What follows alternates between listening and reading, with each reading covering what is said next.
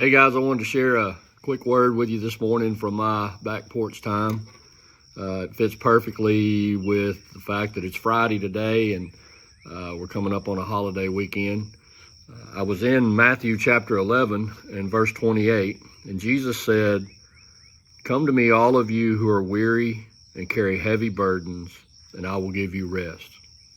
I started thinking about that, and a lot of times we don't rest.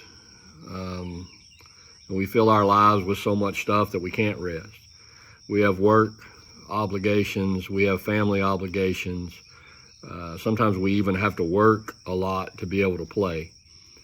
And that's really not how we were designed. Even God himself, when he created the world, he took a day to rest. In the Old Testament, the Hebrews, the Jewish people, were required to rest one day a week and not do any work. We don't live under that rule, that law anymore, but it's still a very good principle, and I think we just don't do it. So, think about that with the holiday coming up this weekend. Try to get a little bit of rest. There's nothing wrong with unplugging, taking some time, and you don't always have to be doing something. And sometimes recreation, like I said a minute ago, is more work than it is rest. So just keep that in mind. I wanted to give you a little recap on Wednesday night. Had a couple more guys show up. It turns out that everybody there, including myself, was either a current or a former first responder. It's not intended to be a first responder group, but that kind of shows a lot about how small my circle of friends is.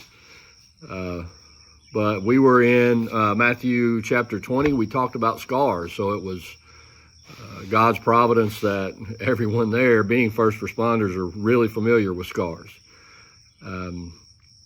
We looked at the verse where Jesus, the resurrected Jesus, showed Thomas his scars.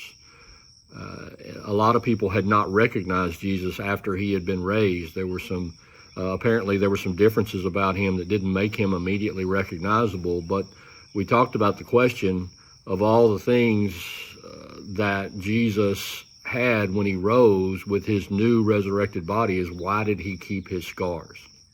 And I think the conclusion that we came to was that Jesus kept his scars because they identified who he was, for one thing.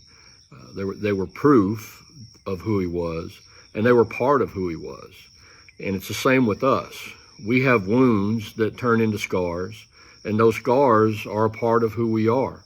The problem that we run into a lot of times is we try to cover those scars, we try to get rid of those scars or pretend that they don't exist, rather than capitalizing on the fact that God allowed us to go through something that created a scar within us that we could show to someone else and help someone else with what they need help going through. And all of us shared Wednesday night on things that had happened to us that we have now experienced, and we can help other Christians or even other people who aren't Christians to become Christians by sharing with them the things that have scarred us.